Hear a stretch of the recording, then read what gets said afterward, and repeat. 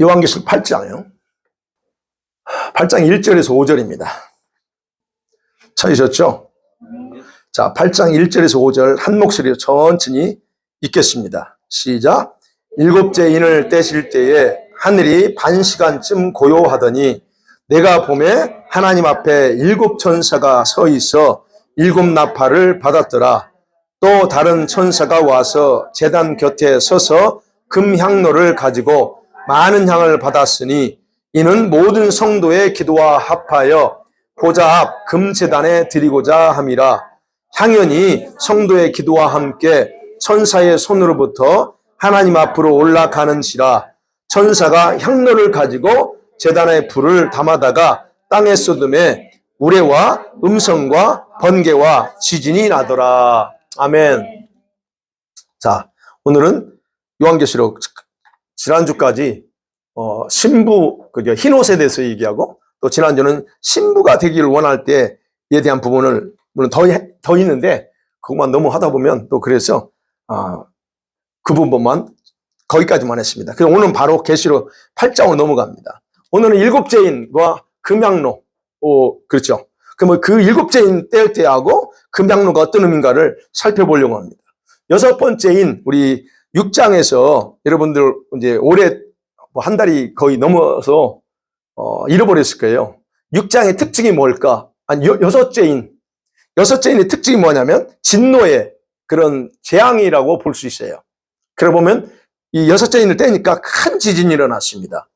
그리고 해는 검은색으로 바뀌었고 달은 피처럼 바뀌었고 별들은 다 떨어졌다라고 6장에서 기록하고 있습니다. 큰 지진과 빙산이 녹아서 해수면이 높아지고 지금 자연적인 현상이에요. 산과 섬이 이동했다 그래요. 분명히 산이 존재했었는데 섬이 존재했었는데 안 보입니다. 해수면이 이렇게 이동하면서 이렇게 이동했다 이런 식으로 성경에 표현하고 있습니다. 그런데 그것을 단순히 온난화되고 또는 기후변화 때문에라고 성경은 말하지 않고 뭐 때문이라고 그래요? 하나님의 진노다라고 그렇게 분명하게 외칩니다. 17절에 그래요. 그들이 진노의 큰 날이 이르렀으니 본인들 스스로 그를 진노라고 얘기합니다. 그러니까 해수면이 높아서 아니면 빙하가 녹았든 간에 기후변화에 어쩌고저쩌고 할지라도 성경에서는 그런 자연적인 모든 현상들을 하나님의 진노라고 표현하고 있습니다. 그래서 그 진노의 큰 날이 이르렀다라고 하는 거예요. 마태복음 24장 29절에도 이런 내용이 그대로 나옵니다. 자, 그러면 여섯 번째 인의 현상은 어떤 걸 의미할까 하는 거예요. 제가 여러분에게 다시 기억나게 해드릴게요. 여섯 번째 인을 뗄 때의 그 징조의 핵심은 뭐냐? 예수님의 재림 전의 징조라는 거예요. 재림 아직 안 하셨어요? 재림 전의 징조. 그러면서 동시에 온 세상에 임할 대환란의 경고를 나타내 주는 게 바로 여섯 번째 인입니다. 그것이 어떻게 그렇게 되는지를 제가 이제 설명할 거예요. 그러면 이런 여섯 번째 인을 떼지고 그냥 일곱 번째 인을 지금 오늘 떼잖아요. 그리고 그 과정에서 여러분 여섯 번째 이 인을 뗄 때의 현상, 그때 그러면 이 세상은 어떻게 돌아가고 있었느냐 하는 거예요. 오늘 우리가 이제 다음 주에는 제가 다니엘 71회를 한번 보면서 얘기할 건데, 이때 당시에 세상이 어떻게 돌아갔냐면, 계시록에 보면 두 증인이 1260일 동안 활동합니다. 어디에서 활동한다고요? 이스라엘에서 활동합니다. 그러면 활동하면서 뭘 외치죠? 회개를 촉구하고 회개를 외칩니다. 그리고 부흥을 이끌어갑니다.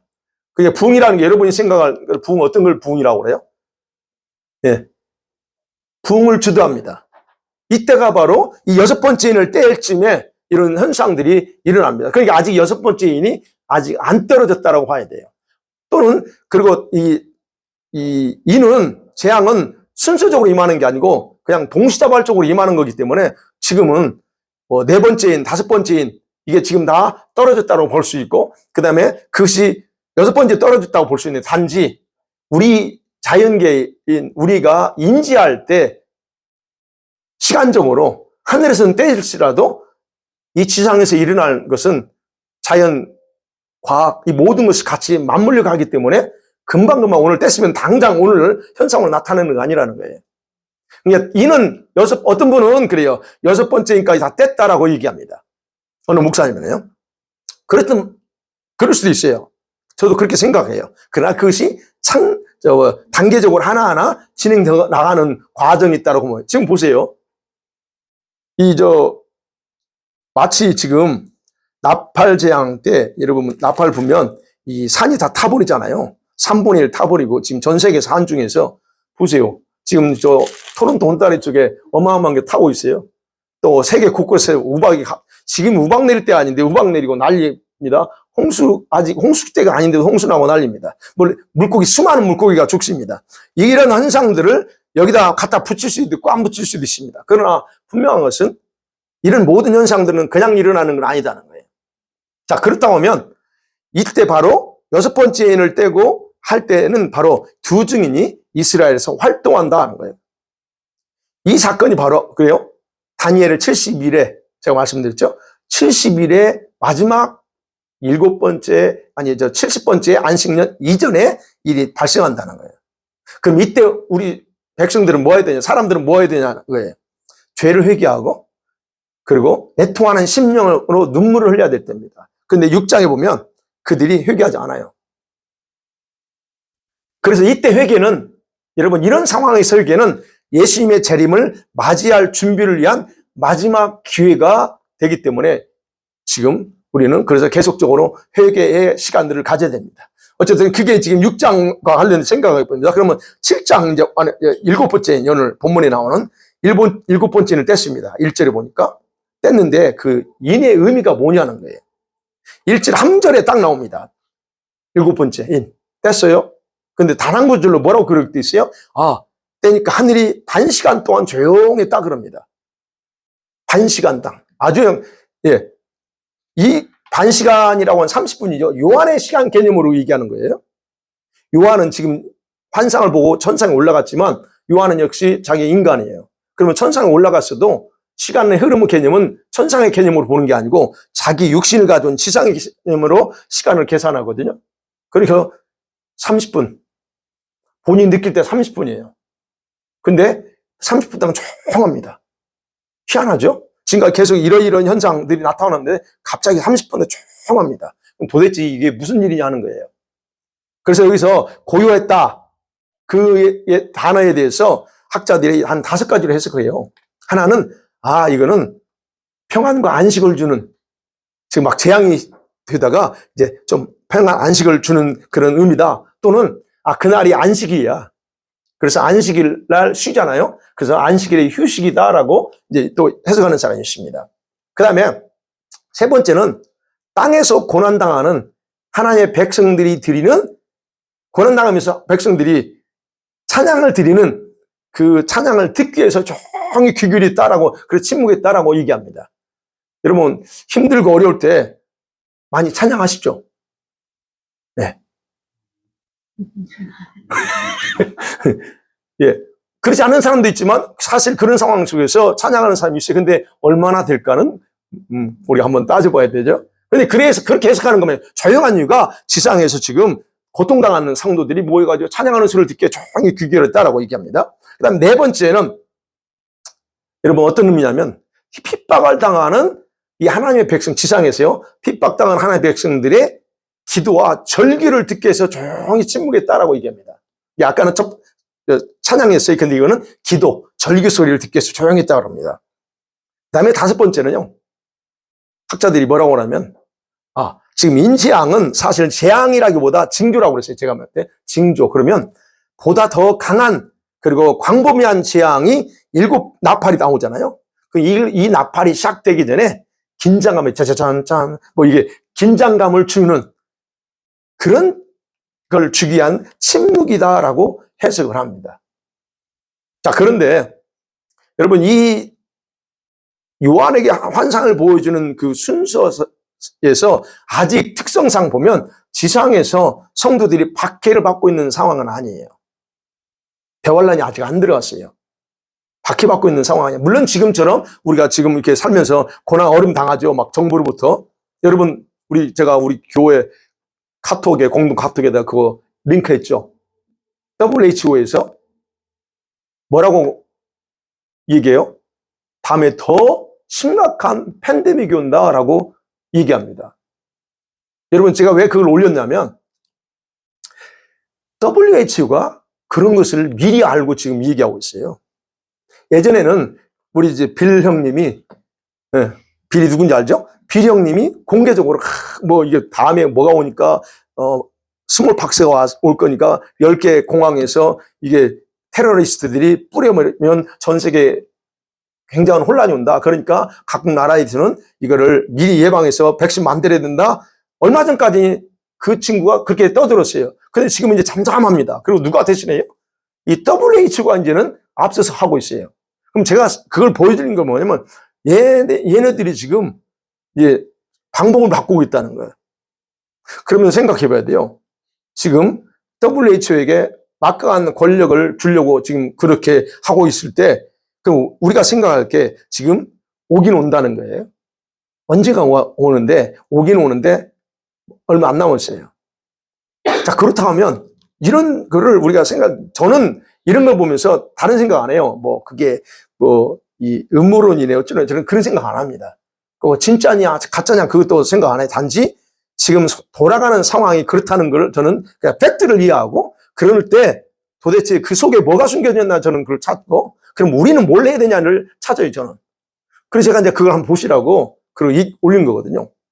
그러면 지금 아직은 우리가 생각하는 심각한 대환란은 아니에요. 이때도 역시 마찬가지로. 그러면 왜 7번째 인을 떼일 때 잠잠했을까 하는 거예요. 참 조용했다고 그러잖아요.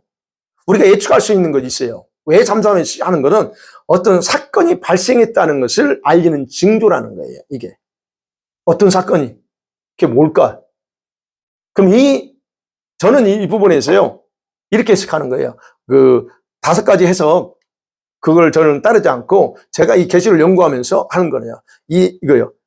어떤 뭐랄까요, 그 사건이 발생했는데 어디서 발생했느냐? 이 하늘에서 발생한 게 아니에요. 천상에서 발생한 게 아니고 지상에서 발생했다는 거. 지상에서 뭔가 벌어졌어. 그렇기 때문에 지금 천상에서 조용하다라고 저는 해석하는 겁니다. 왜냐하면 여러분, 천상에서의 환상과 비밀을 풀어주다가 갑자기 지금 환상을 중단했잖아요.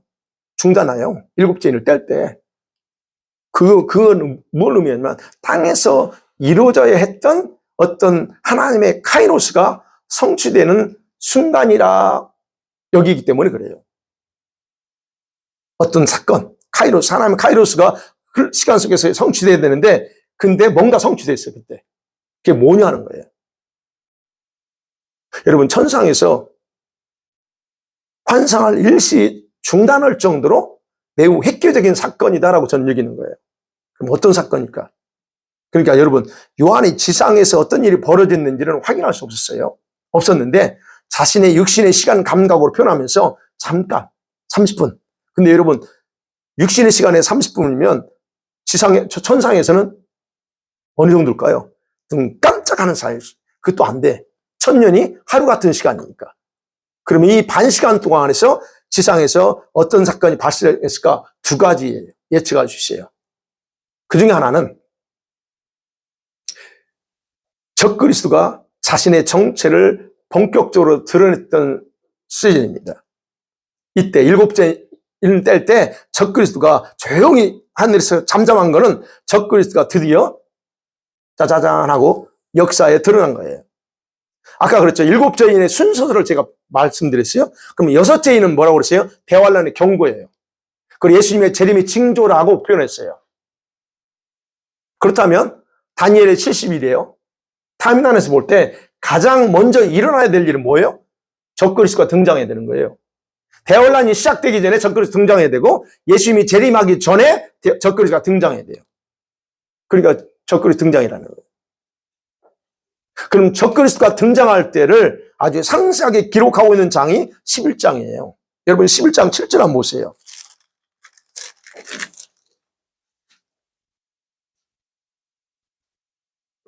7절 같이 볼게요. 11장 7절 시작. 그들이 그 증언을 마칠 때에 무적행위로부터 올라오는 짐승이 그들과 더불어 전쟁을 일으켜 그들을 이기고 그들을 죽일 터인즉. 예, 분명히 나옵니다. 천상에서요 조용했던 이유가 보니까 여러분 그때 지상에서 뭐 했느냐, 이스라엘에서 사역하던 두 증인이 바로 누구에 의해서, 여기 그렇죠, 무적의 힘으로 올라온 짐승에 의해서 그들과 짐승과 싸우면서 그 두 증인이 죽임당합니다. 이 무정에서 올라오는 짐승이 누구냐는 거예요. 바로 적그리스도입니다. 바로 적그리스도가 자신의 정체를 본격적으로 드러냄을 통해서 두 증인을 죽여요. 그래, 그 일이 바로 일곱째 인 때 조용했던 순간이 땅에서 일어난 일이다라고 하는 거예요. 그 다음에 두 번째 생각하는 것은, 여러분, 인재앙, 지금 일곱 번째요. 이것이 인장에서 완성돼야 될 일이 드디어 완성됐다는 의미예요. 완성은 돼야 되잖아요. 지금 세 번째, 네 번째 지금 진행되고 있어요. 그 인이. 그럼 그것이 반드시 완성을 돼야 됩니다. 그러면 생각해 봐야 돼요. 6장과 7장에서 아직 성취되지 않는 게 있어요.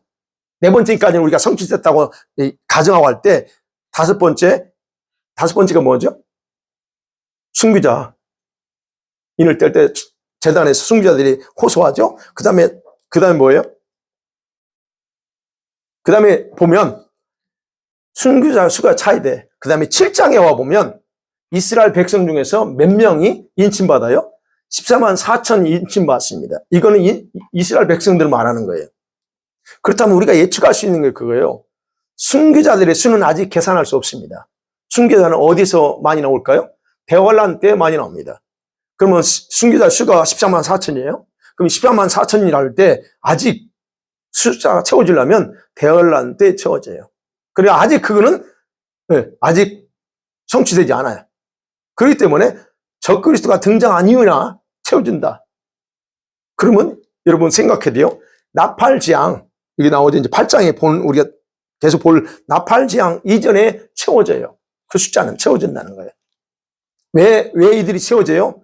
이들이 적그리스도 통치하에서 어디 가서 양육받는다고 그랬어요? 광야에서 이 14만 4천, 이스라엘의 14만 4천이 광야에서 양육받고 보호받고 해야 될 자들이 바로 24만 4천이기 때문이에요. 그게 이제 12장 가면 또 같이 나옵니다. 그러니까 여러분, 계시록에는 이스라엘의 남은 자들이 광야에서 1260일 동안 보호받는다고 그랬잖아요. 12장에. 그러면 이들은 적그리스도 등장 이전에 인침받는 게 완성돼야 돼요. 그러면 이제 우리 지금 시간을 볼 때는 아직 시간이 남았지만 이 적그리스도가 등장할 그때는, 여러분, 그때 가보면 이미 그들은 숫자는 참아야 되고 그들은 어디로 도피해야 돼요? 예, 페트라, 광야로 도망가게 된 그런 사건이에요. 그러니까 바로 이것이, 여러분, 이게 지금 읽어보면 그냥 그러네라고 하지만 이 순서상으로 일어날 때 볼 때 이 사건은요, 천상에서 오랫동안 기다렸던 사건이에요. 적그리스도가 등장하고 그 다음에 이스라엘 남은 자 중에서 14만 4천이 인침받아서 이 보호받는 것이, 이건 오랫동안 기다렸던 그런 예견됐던 사건이라는 거예요. 그렇다면 여러분, 이 사건으로 지상에서 어떤 일이 벌어질 건가 우리가 예측이 가능한 거예요. 교회들은 보세요. 교회들은 엄청난 혼란에 빠집니다. 지난번 코로나 때도 엄청난 혼란에 빠졌지만 앞으로 다가올 더 심각한 그런 재앙, 팬데믹, 더 심각한 혼란에 빠져요. 뭐랄까요? 그 혼란에 빠져요. 제가 그랬잖아요. 코로나를 통해서 한 번 다 흩어졌어요. 그 다음에 한 번 더 오는 심각한, 여러분, 그런, 팬데믹을 통해서는 나머지, 아직 붙어 있지만 나머지, 교회 또는 성도들을 우수수 떨어져 나갈 거예요. 하나님이 다시 한번 진동시킨다고 그랬거든요. 그러면 거기서 얼마나 많은 사람들이 떨어져 나갈 건가? 이거는, 상상이 안 돼요. 그러니까 여러분이, 제가 늘 강조하죠. 14만 4천? 아이고, 얼마 안 되네. 제가 우리 전 세계 기독교인을 몇 억으로 잡았어요? 진짜 정통적인 기독교인 몇 억이었어요? 3억이에요. 우리 전 세계 기독교인들이 총 몇 억이라고 했어요, 제가? 12억 정도예요.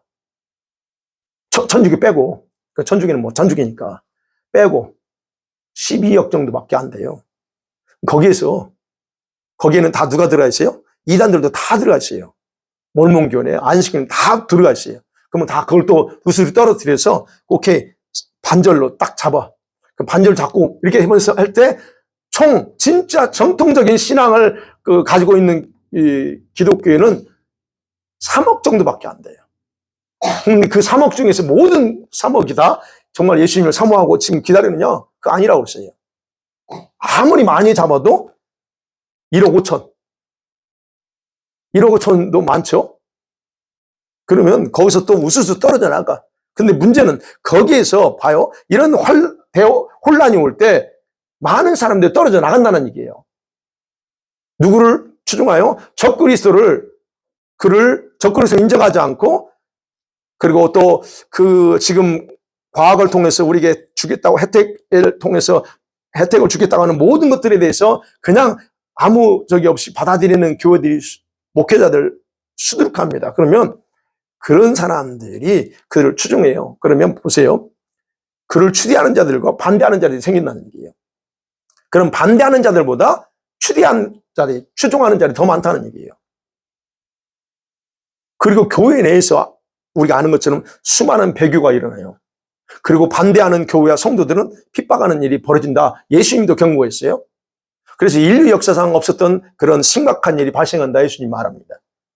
그러면 교회가 교회를 박해하는 거예요. 적그리스도가 박해하는 것도 있지만 교회가 교회를 박해하고 성도가 성도를 죽이고 모함하는 일이 벌어진다라고 했어요. 누가 얘기했어요? 예수님이 그렇게 하셨어요. 예수님이.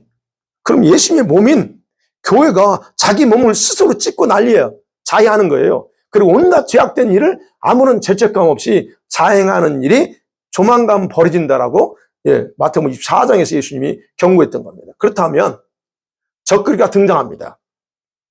그러면 적그리스도가 등장했을 때 이런 일이 이제 교회 안에서 벌어져요. 그럼 우리가 하나 더 시간적으로 예측이 가능한 게 있어요. 시간적으로. 그 무슨 예측이 가능해요? 예수님의 재림이 초입기 직전이라는 거예요. 예수님의 재림이 초입기 직전. 재림할 때 여기서 휴거될 자들이 이제 누군지는 모르지만 직전이라는 거예요. 네. 그렇기 때문에 그거는 이제 다른 부분이니까 오늘 이제 일곱째인과 관련된 거예요. 그렇기 때문에 일곱째인 될 때 조용했다고 하는 거는 휴거가 일어나는 사건이 아니에요. 많은 목회자들이 이거를 여섯 번째하고 일곱째에서 휴거 일어났다고 그래요. 아니요, 그 휴거가 아닙니다.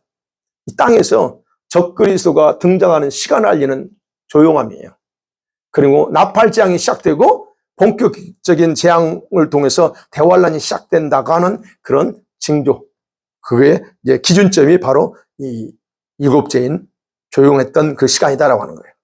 그 다음에 이제 두 번째로 생각할 거예요. 금대접이 나옵니다. 금향로 나오고, 그 다음에 그 금향로를 성도의 기도라고 그렇게 표현되어 있습니다. 자, 일곱 번째를 떼니까 요한의 눈에 다른 환상이 보입니다.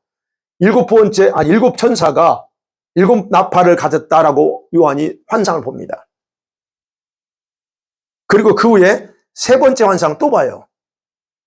그죠? 3절 이하에 보면, 다른 천사가 제단 곁에 서서 금향로를 가지고 많은 향을 받았다고 하는 것을 환상을 또 봅니다. 그리고 그 금대접 속에 뭐가 담겨져 있어요? 향인데, 그 많은 향이 담겨져 있는데, 그 향을 뭐라고 표현해요? 성도들의 기도라는 걸 자동적으로 요한이 인식합니다. 여러분, 영계에서는 자동적으로 인식이 돼요. 말 안 해도 다 인식돼요. 자, 그런데 이런 비슷한 내용이 5장 8절에서 나와요. 5장 8절에 그랬어요. 24장로들이 그 어린 양 앞에 엎드려 각각 검은과 향이 가득한 금대접을 가졌으니 이 향은 성도들의 기도라 그랬어요. 5장 8절에서도 그런 내용이 나와. 근데 약간 차이가 있어요. 오늘 8장하고 차이가 있습니다. 네. 본문에서는 그러죠. 천사가 그냥 제단 곁에 서서 금대접을 가지고 그냥 많은 향을 받았다 그럽니다. 근데 5장에서는 그러죠. 5장에는 그렇게 얘기 안 합니다. 근데 이 향을 천사가 받았는데 왜 그러냐면 지상에서 올라오는 성도들의 기도들과 합해서 제단 앞에 드리려고 하기 때문에 그 지금 천사가 서 있는 거예요. 그리고 받는 거예요. 5장 8절에서는 어떻게 해요? 금대접에 담겨진 향이 그냥 성도들의 기도라라고 표현했어요. 여러분, 출애굽기 여러분 3장 8절에 보면 하나님께서 모세한테 명령합니다. 저녁에 등불을 켤 때에 향을 사르라 그랬어요. 향을 피우라는 거예요. 그러면서 말하면 이 향은 너희 대대로 여호와 앞에서 끊어서는 안 된다 그럽니다. 이 향은 하나님 앞에서는 향을 피워야 돼요. 그러니까 제사장들이 구약에서 어땠어요? 아침과 저녁으로 성소에 들어가서 항상 분향단의 향을 피워요. 향을 피우니 그게 그들의 중요한 임무 중에 하나예요. 그래서 그 성전 안에 향이 가득하게 했습니다. 이게 뭘 의미하는 거예요? 그러면 계시록에서 뭐라고 그랬어요? 그게 향이 기도래요. 그렇다면 성전에서는 항상 기도 소리가 멈춰서는 안 된다 하는 의미입니다. 우리 각 교회 재단에서 기도 소리가 멈추면 안 돼요. 교회에서. 그러면 성전은 하나님 백성들이 기도가 가득 차 있는 곳이 된다. 그래서 예수님 그랬잖아요. 내 아버지 집을 강도의 소굴로 만들었어. 그러면 뭐라고 합니다? 이 성전이 뭐라고 그래요? 내 아버지 집은 만민이 와서 기도해야 될 집인데 니들이 강도 소굴로 만들었다 그래요. 기도는 안 하고 장사하고 돈놀이하고 이거예요 지금. 그러니까 여러분 이 내용을 통해서 구약 속에서 신약 속에서 같이 연결되는 거예요. 향이 왜 교회 그 성전에 넘치겠냐? 자, 그래서 여러분 교회에서요, 우리 각각 섬기는 교회에서 기도 소리가 멈추면 뭐가 나올까요? 세상에 썩은 냄새들이 들어와 더럽히게 돼 있어요. 그러니까 여러분이 섬기는 교회가 기도가 없다면 여러분 그 교회는 썩은 것들이 활동하고 냄새가 풍기는 거예요. 근데 많은 분들이 참 이 부분에서 오해합니다. 새벽 기도하는 걸 가지고 우리 기도 많이 해요. 또 나 각자 개인이 나 기도합니다. 저녁에 집에서 잠깐 기도해요. 근데 여러분 수준에서 기도를 할 수 있지만 중요한 건 기도든 뭐든 간에 내 수준에서 보고 판단하면 안 되고 주님의 수준에서 주님이 원하는 수준에서 내가 기도 생활 또는 말씀 생활 또는 신앙 생활을 평가해야지. 근데 대부분 다 내 수준에서 나 회개 많이 해요. 근데 그 회개가 뭔 회개예요? 우리는 그렇다는 거예요. 자기 수준에서 모든 걸 하고 있다고 생각해. 목사에게 기대하는 것과 여러분에게 기대하는 것에 하나님의 기준이 틀려요. 그러면 저는 목사니까 새벽기도 하잖아요. 아니 지금은 안 합니다. 우리 교회는 새벽기도 없어요. 새벽기도 하니까 난 기도해 목사. 왜 해? 안 하는 게 맞아요. 근데 중요한 것은 그 기준이 한다고 하는 기준이 뭐냐는 거예요. 목사가 일반 성도와 동일하게 1시간 예를 들어서 1시간 또는 1시간 반 기도하는 거 가지고 그건 일반 성도도 해요. 새벽 기도할 때. 성도들은 좀 더 바쁜 게 일찍 가겠죠. 그럼 목사는 1시간 반 채야 2시간 넉넉 잡고 그거 가지고 기도한다고 그래요. 예, 하는 거예요. 부정적으로 보려고 하는 게 아니고 근데 그건 내 기준이고 주님이 원하는 목회자로서 너는 그 기계도 안 돼. 너가 목회 사역을 하려면 4시간을 해야 돼. 만일에 주님이 그 기준이 있는데 나는 2시간에 기도한다고 그래요. 이런 어떤 부분에서 목회자들이, 아니 여러분도 마찬가지로 그거를 모른다는 얘기예요. 다 자기 기준에서 나 기도 생활합니다. 하죠. 그런 걸 우리가 착각하면 안 된다는 거예요. 그게 바로 지금 이 부분이에요. 강단에서 또는 재단에서 하나님의 전에서 향에 끊이지 않게 하는 이유가 바로 그 의미가 있다는 거예요.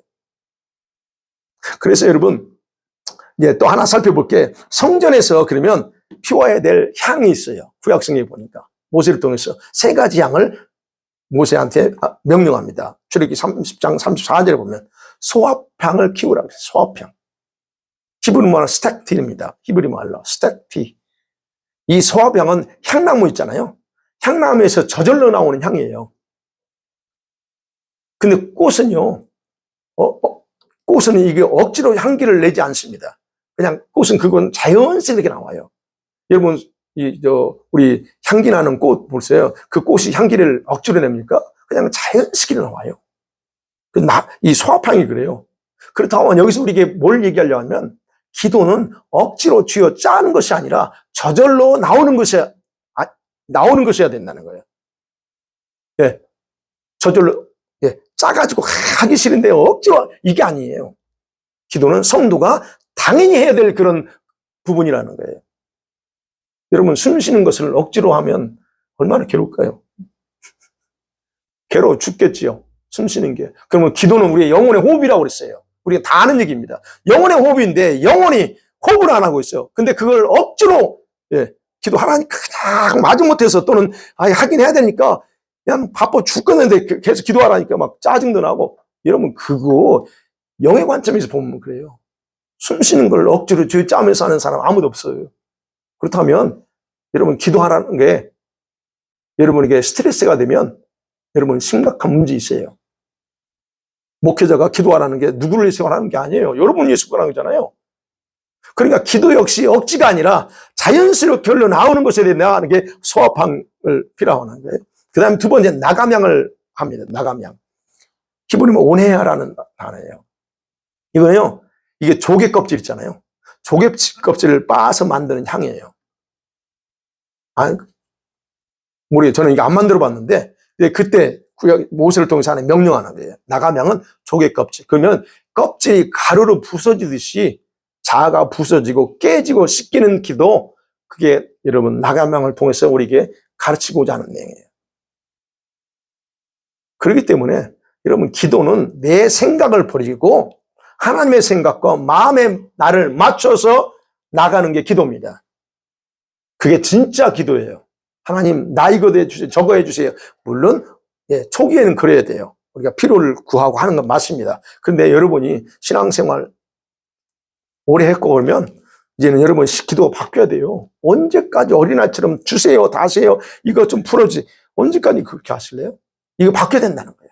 근데 여러분 그런 나감향의 기도가 예수님의 겟세마네 동산에서 기도예요. 주님 내 뜻대로 마시고 아버지 뜻대로 해주세요. 이거예요. 그 다음에 세 번째 향을 피우라고 했습니다. 풍자향이라고 그래요. 겔보눔, 히브리 말로 겔보눔입니다. 이거는 고무나무 있죠. 고무나무. 거기서 나오는 향이래요. 근데 이거는 소독제예요. 소독제 향이에요. 이 말은 무슨 말이에요? 이 향을 통해서 우리에게 영적인 걸 가르쳐 주는 게 뭐냐면 우리 영혼에 묻어 있는 세상의 모든 독소를 제거하는 기도예요. 이거. 여러분의 영이 세상에 살면서 오늘도 살면서 더러워지고 때 묻어 있어요. 그러면 오늘 여기서 회개하면서 기도하면서 여러분 다시 정화시켜야 됩니다. 옷이 더러워지면 빨래해야 하는 것처럼 영혼도 그렇다는 거예요. 근데 어떻게 회개 기도를 통해서 빨아야 돼요. 그래서 하나님 말씀 앞에 나 자신을 비춰보고 그리고 잘못된 것을 회개하고 온전한 회개를 통해서 이루어야 된다고 하는 것이 바로 이 풍자향을 피우라고 하는 것 속에서 우리에게 볼 수 있다는 얘기예요. 자, 그게 바로 지금 이제 성도의 기도와 관련돼 나왔기 때문에 같이 제가 이제 설명해 드린 겁니다. 그렇다면 계시록에 두 번 나타난 이 성도들의 기도에 대해서 생각해 봐요. 아까 그랬죠? 두 환상은 차이점이 있다. 차이점이 있습니다.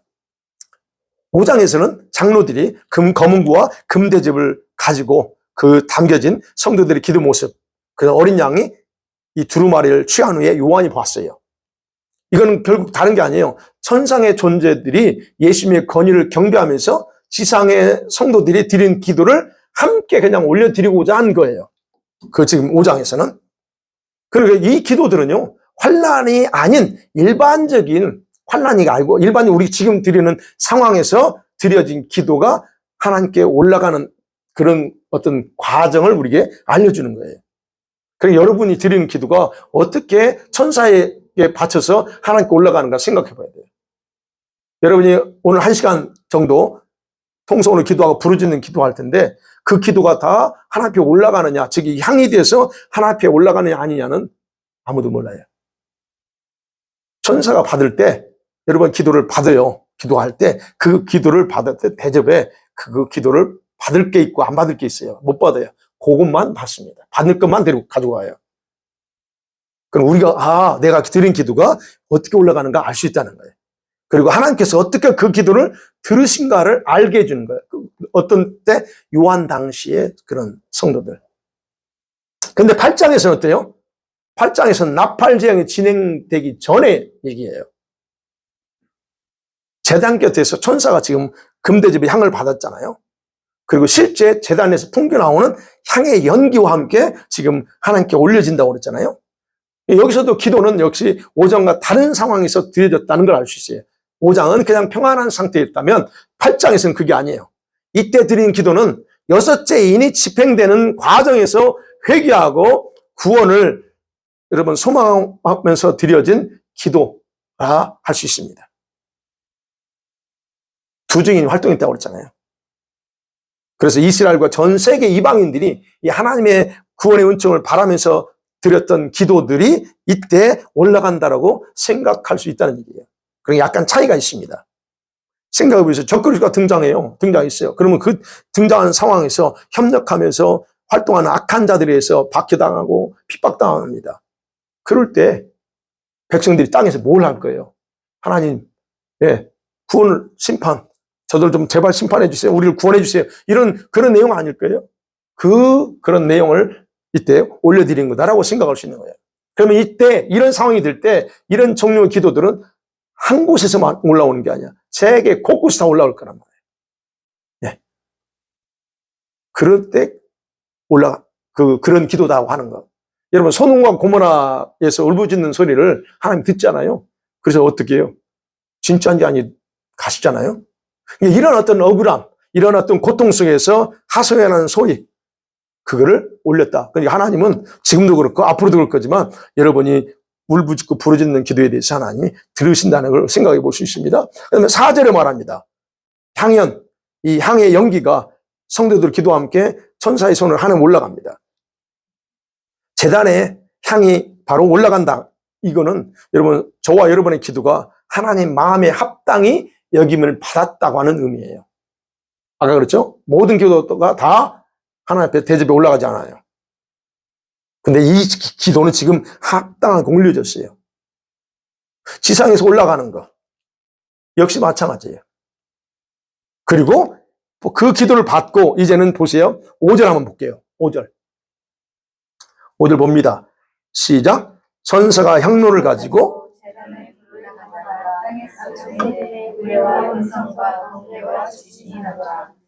예.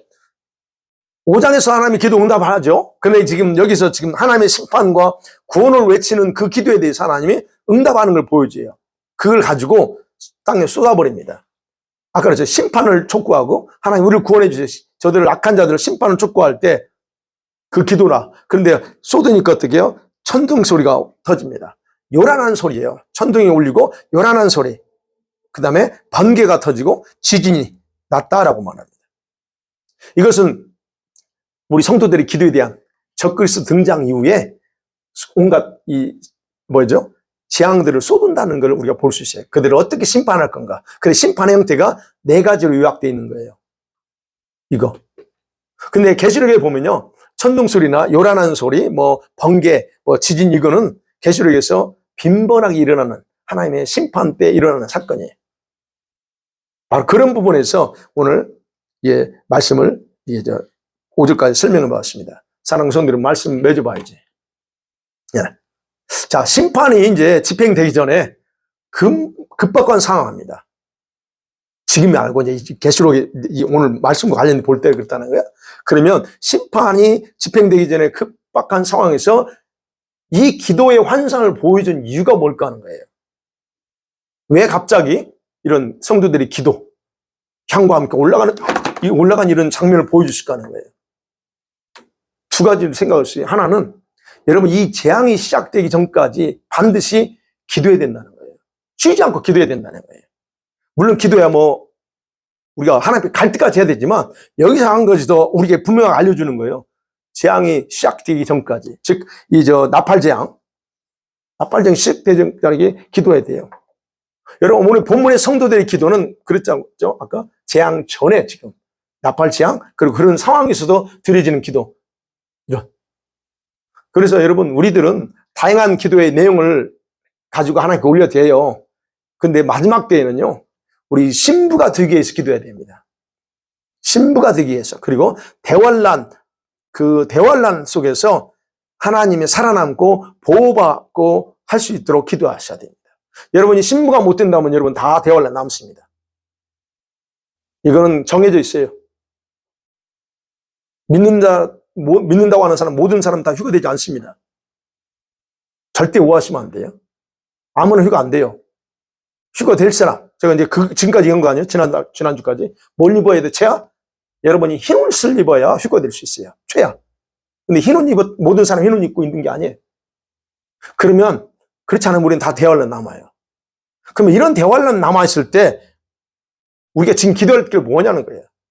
지금 하나님 그게 기도 내용을 바꿔요. 만일에 이거 대환란에서 하나님 잘 살아남게 해주세요 기도하고 계시다면 바꿔야죠. 그 전까지 하나님 내가 정말로 흰옷 입고 정말로 주님 오실 때 올라가게 해달라고 그 정도는 해야죠. 그리고 나서 이제 하나님 내가 만일에 못 가면 잘 그 환란에서 이겨나가도록 보호해달라고 그런 기도해야 되죠. 그래서 여러분 지금부터 드리는 기도, 저와 여러분 기도는 환란 속에서 생활을 좌우해요. 지금 그래서 기도가 절실히 필요한 거예요. 어떤 분은 그래요. 제발, 아니, 목사님 맨날 준비하라는데 뭘 준비해요? 그래. 아니, 뭘 준비하기는. 그럼 어떻게 준비해? 그래요. 진짜 답답해요. 여러분은 안 그래요. 그럼 뭘 준비할까요? 여러분이 주님이 오실 주님 앞에 설 수 있도록 여러분의 영혼을 정결하게 하고 깨어있는 게 그게 준비하는 거예요. 이 준비는 기도 외에는 방법이 없어요. 만일에 그렇죠. 제가 여러분의 업적이나 선한 행위들을 통해서 준비가 가능했다면 주님께서 뭐라고 그랬어요? 그걸 강조하면서 열심히 하라고 하실 거예요. 너 하는 거 열심히 해라. 그런데 주님은 오직 한 가지만 강조했어요. 뭘 강조했어요? 깨어서 잠자지 말고 깨어서 기도하라. 그게 유일한 답이에요. 24장, 25장도 그렇고요. 그러면 이게 답이야. 그러면 우리가 뭐 어떻게 기도해야 돼? 어떤 내용 기도하냐? 이거는 이제 좀 배워야죠. 어떻게 기도하고 뭘 기도해야 되는 것은 이제 저 같은 사람이 배워야죠. 저는 그래서 그걸 가르치는 거 아니야. 이거 기도해야 된다. 이거. 그건 배워야 되지만, 그러나 예수님은 기본적으로 다른 거 하라고 하지 않았어요. 깨어서 기도하는 거예요. 그게 바로 자신을 준비시키는 거예요. 그 다음에 두 번째, 이런 때에, 이런 상황 속에서 왜 예수님이 지금 기도에 대한 이거 관련돼서 환상을 보여주실까 하는 거예요. 두 번째는 그럽니다. 여러분, 가정에서요, 이제는 가정에서 부모를 중심으로 한 믿음을 준비하는 겁니다. 제가 아까 말씀드렸죠. 영상. 더 심각한 그런 장애가 온다면 이제는 코로나 때와 달라요. 그러면 못 모입니다. 진짜 못 모여요. 코로나 때야 해도 모일 수 있었지만 그때 가면 치사율이 높기 때문에 강심장 아니고는 안 모일 거예요. 여러분 치사율이 30% 40% 가봐요. 걸리면 죽는 거예요. 그럼 누가 강심장이 아닌 이상 그냥 그래 나는 그래도 주님 앞에 예배하다고 죽을 거야. 이런 믿음의 마음을 가지고 있지 않는 이상은 거의 모이기 쉽지 않아요. 나 혼자만 괜찮아. 근데 아이들이 있기 때문에 더 쉽지 않아. 우리 젊은 분들은. 그럼 이런 상황이 온다고요. 근데 머지않았을 그게요. 머지않았다 하면 못 모인다고. 그게 2년, 우리가 지금 코로나 때 2년, 3년이잖아요. 가봐요. 그러면 그때 모이지 못할 때 어떻게 하냐. 제가 그래서 여러분한테 강조하는 거예요. 여러분이 이제 더 이상 어린아이처럼 그 상태로 목회자에 먹여주는 것만 먹어서 안 되고 청중으로만 남아서 안 된다. 여러분 스스로 성장해야 되고 스스로 여러분이 예배자로서 또는 진짜 말씀 선포하고 가르친 자로 유치해 있어야 된다. 그럼 생각해봐요. 믿음 있는 사람이 중심이 돼야 돼요. 가정에서. 그러면 가정에서 대환란과 이 심판을 경고하고 함께 마음으로 준비해야 돼요. 믿지 않는 남편한테 사정을 하든 그건 여러분이 하셔야 돼요. 그 대신 그래서 지금부터 기도하는 거죠. 하나님, 내 남편 알지 못하는데 내 아이들도 마찬가지입니다. 지금부터 여러분이 기도하면서 준비해야 돼요. 그러면 아이들은 지금 이제 우리 어린 저쪽에서 배우고 있는 아이들은 순수하기 때문에 잘 따라요. 근데 머리 큰 중학교, 고등학교쯤 들어가면 이게는 잘 안 따라요. 그러면 생각해야 돼요. 그래서 지금처럼 어린아이 때부터 계속 보고 듣고 우리 교회에서는 계속 그거 강조하니까 아이들 참 감사에 훈련되고 있으니까 그런 아이들은 괜찮아. 그럼 이런 상황 속에서 부모들은 모범이 돼야 돼요. 엄마 아빠가 모범이 돼야 돼요. 그러면 자녀들을 영원히 잃어버릴 수도 있기 때문에 모범적으로 해야 된다는 거예요. 그래서 이때가 바로 지금 여러분과 제가 늘 강조하는 거예요. 매우 중요한 신앙의 준비가 필요하고 지금이 그 기간이다. 그렇지 않으면 여러분 개인의 믿음과 생각 따라 행동하게 돼 있어요. 여러분은 소견에 옳은 대로 해요. 우리 목사님은 이렇게 말하셨으니까 우리 목사님 맞을 거야. 아니 목사님이 틀릴 수도 있어요. 저도 틀릴 수 있어요. 저 믿어서는 안 됩니다. 믿어서는 안 되지만 그러나 여러분이 제가 믿을 사람인지 안 믿을 사람인지 뭘 보면 알아요? 열매를 보면 알고 행위를 보면 알아요. 여러분에게 제가 요구한 게 아무것도 없어요. 기도하라고 그러지. 말씀을 무장하라고 그러지. 저는 여러분에게 우리 교회 와라 아니면 기도 안 한다고 왜 기도 안 한다고 제가 책망도 안 합니다. 왜? 각자가 알아서 해야지. 뭐 내가 그거 했어요? 그런 어떤 열매를 봐야 돼요. 그런데 중요한 것은 열매도 열매인데 제대로 인도하고 있는 거를 봐야 된다는 얘기예요. 그렇다면 자꾸 자기 믿음, 자기 속에 오른 대로 해요. 그래서 그럴 가능성이 있기 때문에 우리 자녀들이 남편이요. 그럴 가능성이 있기 때문에 여러분이 지금 준비해야 돼요. 안 그러면 서로 간의 분열과 다툼에서 가족 개념이 붕괴되는 거예요. 그래서 예수님이 말씀하셨잖아요. 원수가 집안 식구야. 내 가정이 안 돼야 돼, 그렇게. 시어머니가 누구를 향해 고발해요? 며느리를 향해 그런 일이 일어나면 안 되잖아요? 그럴 수 있다는 얘기예요. 근데 분명히 주님은 그걸 경고하고 있어요. 그래서 부부 중에 한 사람이라도 바로 말씀이 진리에 바로 서 있지 않으면 가족 전체가 망할 수 있어요.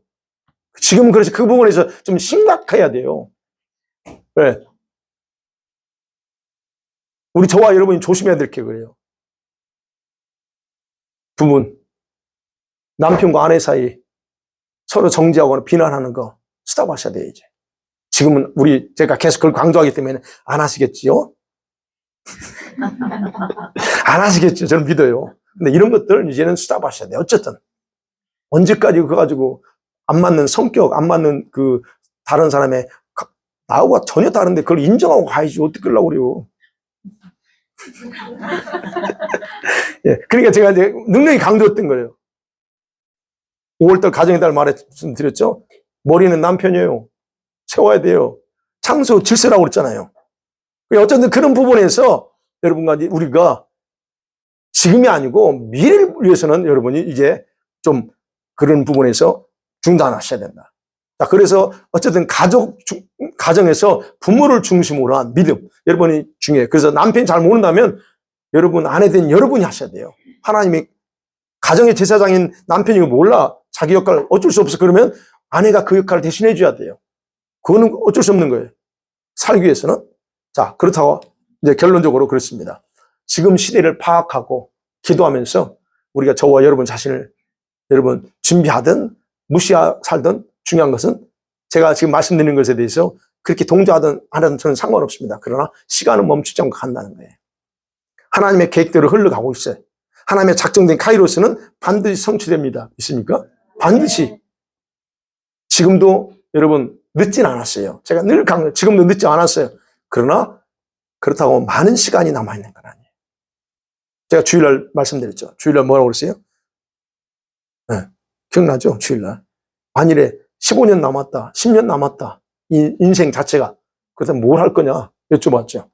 생각하셔야 돼요. 제가 그냥 하는 얘기 아니에요. 그렇기 때문에 여러분이 혹시 흰 옷을 입지 못한 상황에서 이 땅에 남은 자가 된다 할지라도 여러분이 환난에서 살아남고 주님의 보호를 받고 싶으면 지금부터 빨리 깨어나서 기도와 말씀으로 준비시켜야 된다. 그게 제 주장이에요. 지금 넷째에서 다섯째 이닝 오픈돼 계속 일곱째, 여섯째, 일곱째 가고 있어요. 그렇기 때문에 결론은 그겁니다. 여러분, 잠자고 있는 영혼들, 의식이 지금 이런 시급함을 인식하고 빨리 깨어나서 신랑 대신 예수님께서 기대하는 모습으로 우리가 서로 변화되고 준비하는 저와 여러분 모두가 되기를 간절히 소원합니다. 그게 제가 원하는 거고 주님도 원하시는 겁니다. 아멘. 이 시간에 말씀 생각하면서 기도합니다.